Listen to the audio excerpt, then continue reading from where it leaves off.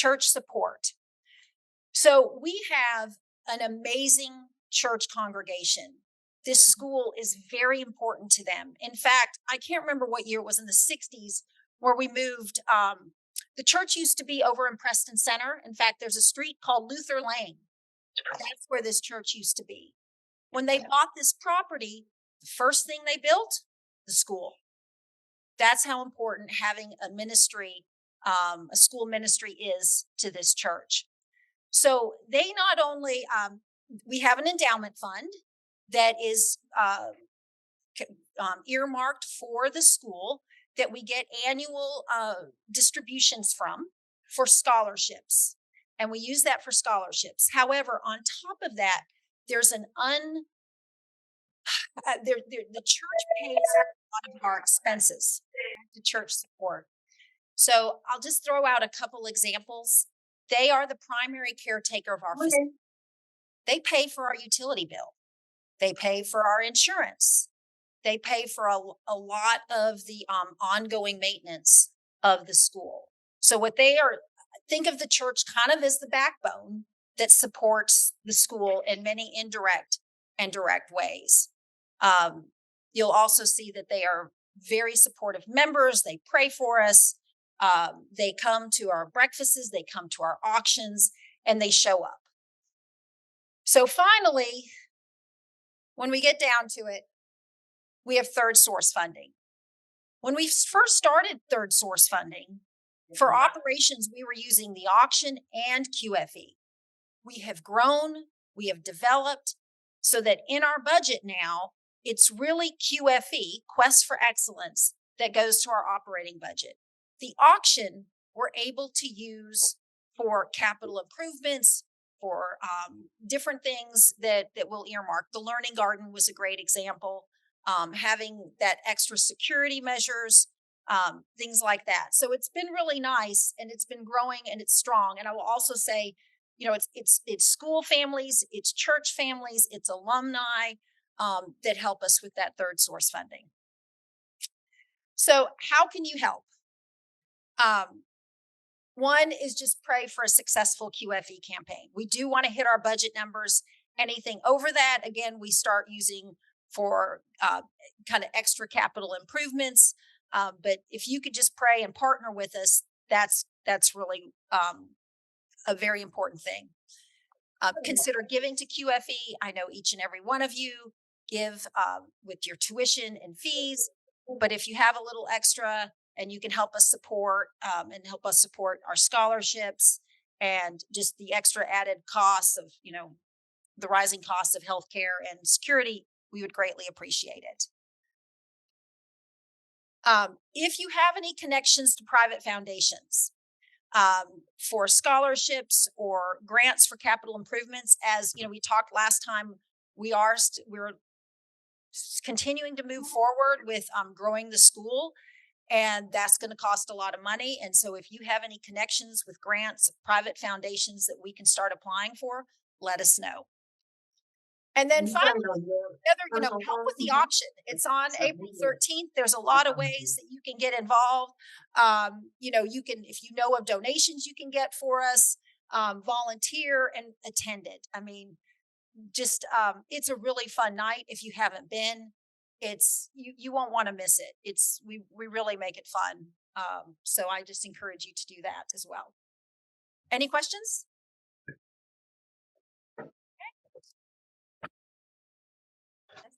Do you need me to?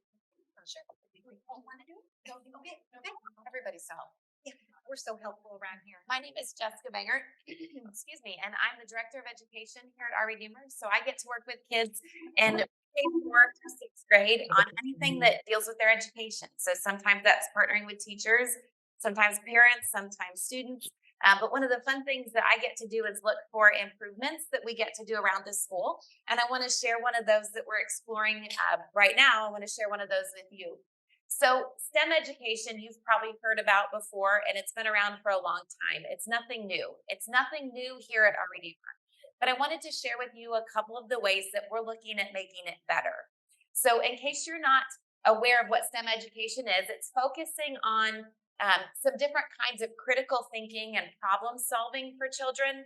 So, kind of building those life skills through science, technology, engineering, and math. And as you see along the bottom, there's what they call the STEM process. What kids to do: define the problem, brainstorm solutions, make a plan, test it out, and then make it better. And if you think about everything in parenting or everything in your adult life, that's exactly what that is. You're trying things, and when it doesn't work, you're trying something different. So we are finding that this is really important for students, and one of those indicators of success that we really think will help students lifelong. So if you want to go ahead and head to the next slide. A lot of the reasons here we think it's great for the kids: they get to work together. Kids always like working together. It's more fun with a group, but it also helps them with those personal skills, getting to know other people and learning how to be part of a team, but also let somebody else be part of a team. Teaches them how to be a leader and sometimes how to be a participant, because both of those things are equally important. Also teaches them those problem solving skills. If something doesn't work or go right the first time, they can try it again. Planning to retry those things and keep at it, keep with that problem, keep that grip, thinking critically, but then also just working with their hands. That's so much more fun than sitting and always listening to a teacher, those sort of things. So things that we find really important for students. Go ahead and go to the next one. So you might be wondering, well, that's all great. How are we making that better at Our Redeemer? So a lot of times in classrooms, you'll see STEM centers. They'll have materials that kids can use to build and try different things. And those are great. We're providing those in the classrooms. There's lots of materials. But one thing that Miss Davis and I are taking a look at is what Texas has given the 6 domains of STEM education for administrators. So you don't really need to know anything about the domains because we've got that part handled. So what we're doing is assessing what we have and then what we need to be successful in STEM education. Then we're putting these lesson plan guides in the hands of teachers, and those are focusing on what they call the 5 E's. And they ask teachers to do a variety of things to incorporate into their lessons. Things like engaging the students, exploring things, elaborating on things, and then evaluating all of that, how it's going. So teachers are taking a deep look into that on how they can incorporate this, not just into their STEM centers, but also into their everyday lessons through, social studies and science and even literature and math. How they can be doing some of these problem solving activities through all those kinds of things. And then the STEM centers are kind of the icing on the cake. When it's incorporated all throughout the day, sort of they don't even know it. That's what we've got here for you on STEM today. I'll have Mrs. Davis coming up and tell you about the next one. So attendance matters, and that is why all of you are here today.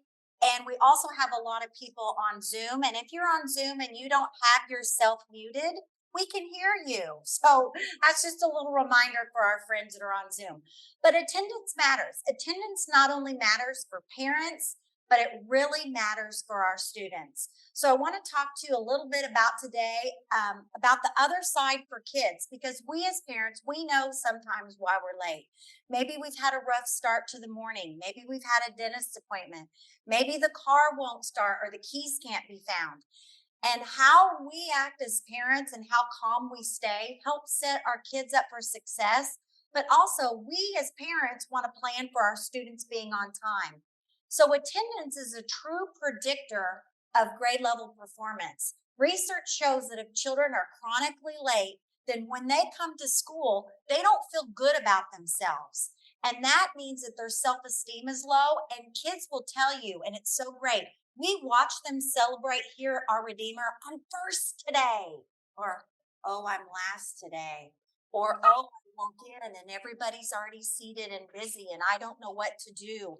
And I still have to put away my backpack and my water bottle. It also builds positive habits. If we as parents want our children to grow up to be responsible adults, that starts when they're little, and that starts with laying out our uniforms the night before, getting your backpack ready, talking about the morning, talking about what comes up. It eases their anxiety and makes the morning more smooth. I know there have been mornings where I, as a mom, maybe you're like, hurry, finishing. And then I realized I am not showing them. We're calm. We're getting it together. We're planning ahead. We're talking about what's going to happen. And the last one is when your child is not tardy and when is here for attendance, it sets them up for success. It makes them feel good. It makes them not feel left out. Think about maybe moms after maternity leave or dads after you've gone away to a workshop or you've missed several days. Maybe you were sick. You know, anxiety of feeling like I've missed out, I haven't been there. Kids have that too when they're absent or late. So I want you to take a look at this. And this is an ongoing chart of why and how attendance matters. And it starts out in kindergarten. So in kindergarten, research shows that if you miss 18 days or 10% of the school year, it makes it harder to learn to read. And you think, goodness, that's just a few days. We only took a few days off to take a trip, or my child was out with strep throat for just a few days. Every day matters because when they come back, what we learn in the classroom builds. So if they're gone, they're not having that practice and that building of the curriculum to be able to be successful. Even just a day or two every few weeks adds up where kids struggle. Then if you take a look at first grade, children who are frequently absent or tardy in kindergarten are less prepared than the peers for first grade. That's why it's so important that they are here every single day and here on time, especially at a place like Our Redeemer, because when you match our curriculum to everyone else, we all do the Texas TEKS. Some people call them TEKS, some people call them TEKS. But to be accredited in the state of Texas, Our Redeemer, we teach the exact same TEKS that public schools teach. So what children are learning in first grade in Richardson ISD or Highland Park ISD or Dallas ISD is what we're teaching here at Our Redeemer. But we're using a different curriculum and we're going deeper because our teachers are very seasoned. We have a smaller number of kids and our behavior with our children is on point. So the teachers can truly focus on the learning and grow our students. So we are moving at a quicker pace because our children are very bright. So when your child is absent or tardy at Our Redeemer, they are missing out on more than they might be missing in another setting. So elementary school, research does show that missing 18 days in a school year or 2 days every month can result in lower test scores and possible retention. We notice that our kids that are struggling are ones that are chronically tardy or not. Maybe their parents pull them out for 2 or 3 weeks to go to Disney World, or maybe they go see and take off the whole month of December. That does affect your child.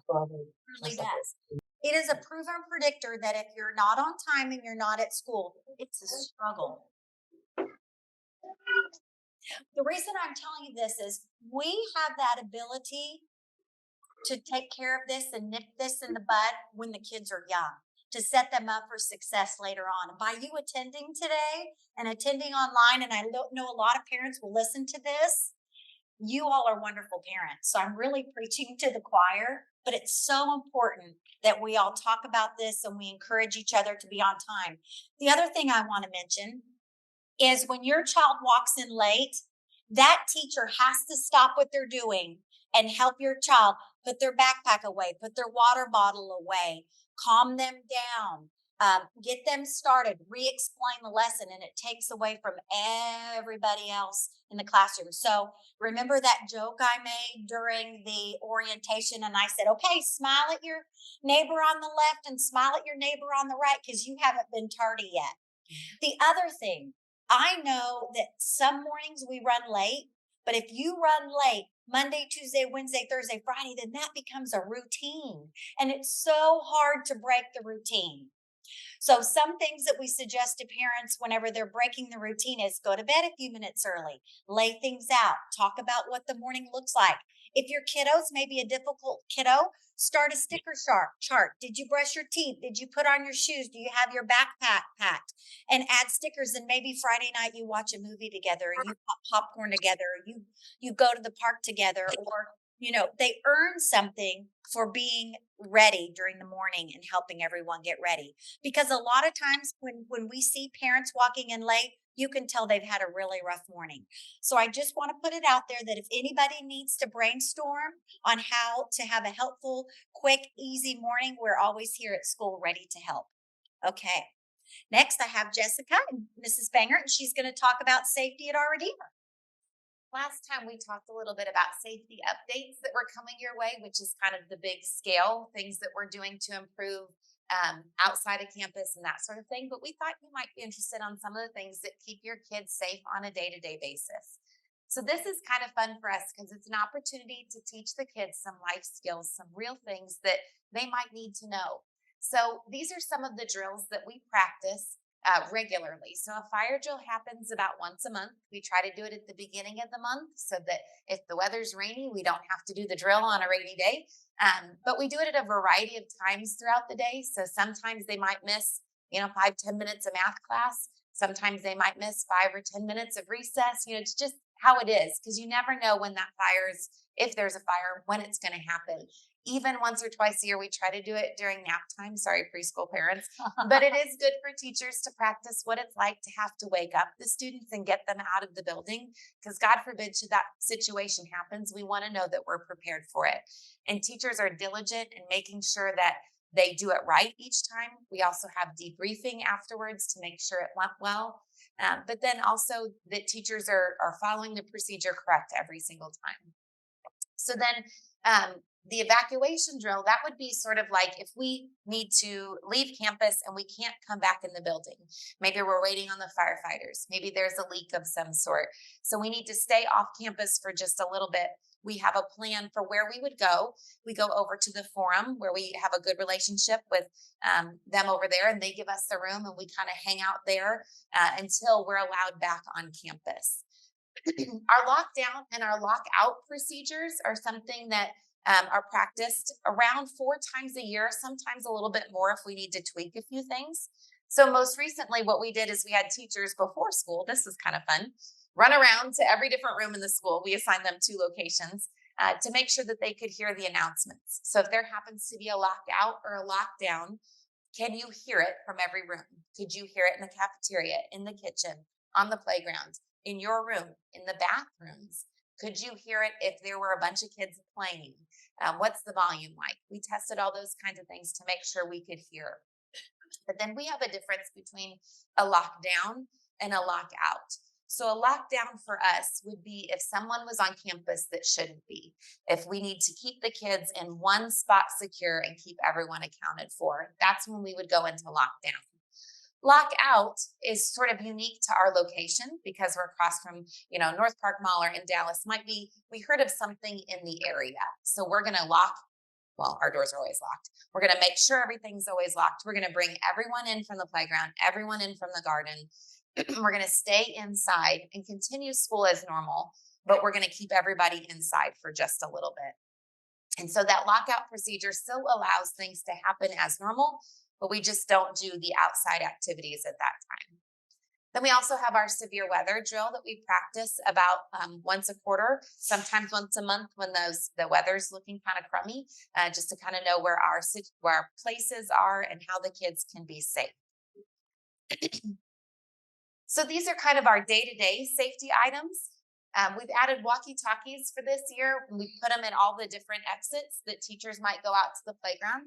So they pick up a walkie-talkie when they leave, and that connects right to Mrs. Davis, connects to me, connects to security, and also connects to the front office so that if there's any need at all, whether it's, a minor scrape or something bigger, we can connect with those people right away. Something else teachers are trained on is to walk out and scan, especially over here on the big kid playground. The kids are instructed to stop at the red line, which is the fire lane. So they stop at the red line. And teachers kind of do a scan. They're checking for stray dogs. They're checking for, is there a car accident on the street that we need to be aware of? Just making sure that the play area is safe before everybody goes out and plays. Teachers also use what we call closed loop communication. So that means that at any time, teachers know the exact number of students that are in their care and communicate that to any adult that's they're passing the students off to. So for example, if I'm teaching 5th grade and I know there are 12 students in 5th grade, and I'm walking down to the art room and passing them off to Mrs. DeWitt, our art teacher, I might say, you have 11 students today. Bobby is absent. So she knows, oh, there's only 11. So if there's a fire drill, I know to count 11. That also happens on our preschool side. The teachers might say, I'll keep 10, you take 2 to the bathroom. And that teacher will reply with, you have 10, I have 2, to make sure all the students are accounted for at every single time. It looks a little different as they get older. You might walk to the doorway, when they're transitioning math and say, Mrs. Scott, you're getting 1 student, and she knows to watch for them to come back. We also use it in the office. If I need to send somebody to Miss Schwartz, teacher needs to send somebody to Miss Schwartz, they can say, Miss Schwartz, I'm sending you 1, please check for temperature and give a Band-Aid or whatever that might be. And she'll say, I'll watch for 1. Then one thing we've added here is traveling inside the building completely, or if our younger groups, because our 1-year-olds sometimes like to come this way, it's a little bit quicker to the playground, they can have a security escort. So either if they're walking inside the building, they don't need one, but if they're going to go outside, Mr. Travis will escort them to that safe location to make sure safety is a priority. Okay.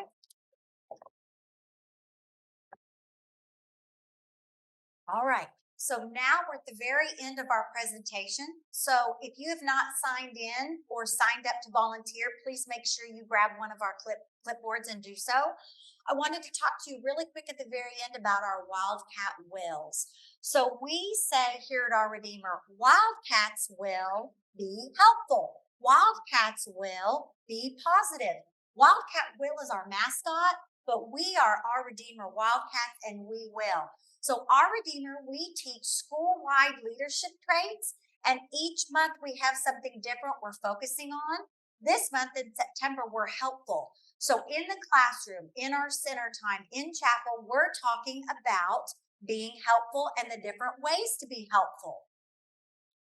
And this is also posted in the weekly roar. So anytime you're talking to your children, maybe it's about getting ready in the morning for attendance and not being tardy, you say, okay, let's brainstorm ways we can be helpful.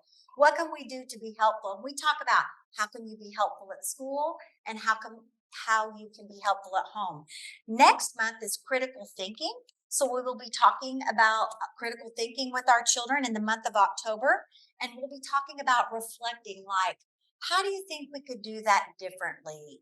What should we do next time? How could we solve that problem? And it's also about decision making. Okay, and lastly, I wanted to share with you a really, really sweet time at the end of the school year, at the end of the school day. Every day, whenever you drive up for carpool and you're first in line, you might wonder, what are they doing in there? I see all the kids sitting and I see the teachers and they look ready, but they're not coming out yet. And this was really special for me whenever I started working at Our Redeemer, because I was one of those moms in the carpool line, lovingly looking into the window to see what we're doing. So every day when the children are sitting in the hallways, we come together as a school, grades kinder through 6, and we say our weekly Bible verse. And a lot of teachers have taught signs and sign language to their children, so they're acting them out. And then we all bow our heads and close in prayer. And it's also a really sweet time because each teacher is able to tell each child goodbye. What a great opportunity at our school, Our Redeemer, to be able to end each day with a Bible verse and prayer. And that's what makes us really special. And it's just a great way to end our school day. Can I try the video? Yes. You want to see a video? Now, we had an amateur photographer taking this yesterday, but this is a video of what it looks like. And I was the amateur videographer.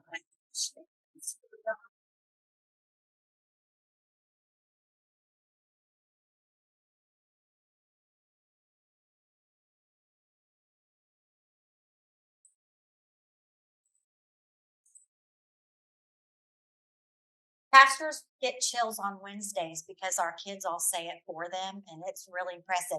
Even our little people in early childhood know the Bible verse. So lastly, some things coming up. We do have Blast Fest coming October 14th. It's here at Our Redeemer. It's outside. Your children have been making rockets. So ask them about the rockets that they have been making. It's all the way down to the threes. and the rockets really blast off into the air. It's phenomenal. We have bounce houses, nachos, a lot of relationship building. We do need some volunteers. If you are a good nacho maker or you want to help with bounce house to count numbers of kids going in, or you'd like to help be a greeter, we would love to have your smiling face here to help us. So you can sign up on the clipboard. The other new thing that's coming, we're changing the company that we do parent surveys with. It's called Parent Pulse, like a heartbeat. It's constant. It happens 3 times a year and it's shortened questions. In the past, Our Redeemer has done 1 survey a year and it's a lot of questions, very time consuming. But what is great about this is it's a Lutheran creator that created this survey, and it can ask questions geared to the ones, geared to 6th graders, geared to K2, geared to boys, geared to girls. So it's really going to help us zone in and find out from you as parents what we can do to improve. What are we doing great? What are some ideas you may have? And lastly, to stay connected, please make sure you're reading your Wildcat Weekly Roar by text and email. It is our goal this year. We're really trying to send it out before noon on Fridays. The reason is we know a lot of us, our brains turn off on Friday evening. So we know that while you're at work or while you're in the car, while you're at the grocery store, you can look at that roar at noon and make your plans for the weekend and the week coming up without having to worry about it when you're having Friday night fun. So we hope you like that too. Also, as always, if you have any ideas, any feedback, positive or areas we can grow, please always reach out to me. We're always working at making Our Redeemer better. Also, if you have any ideas for future town halls on what you'd like to know more about, please let us know. That's where the questions of explaining QFE came from. We had a lot of parents asking, and that's something that's so much easier to share in person rather than putting the information in the roar. I'm sorry we ran over today, but we had a lot of good things to share. Thank you so much for coming. If you're attending online, we have about 25 people here this morning, so that's great. So I hope everyone has a wonderful day. Thank you.